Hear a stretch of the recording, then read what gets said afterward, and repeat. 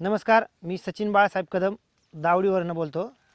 मी प्रामुख्याने शेतीमध्ये मका, आलं, केळी ही पिके घेत राहतो आणि ही पिकं घेत असताना माझा पिकांना किडीशी संपर्क जास्त राहतो.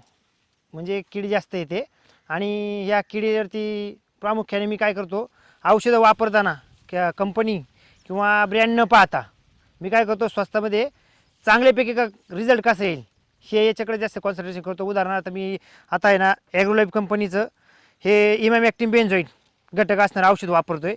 हे औषध मी वापरलं, चांगल्यापैकी रिझल्ट मला आला. या मकावरती तुम्ही पाहू शकता, ह्या मकावरती आपण औषध मारलेलं आहे, एकदाच औषध मारलेलं आहे आणि हा चांगल्यापैकी रिझल्ट तुम्ही पाहू शकता.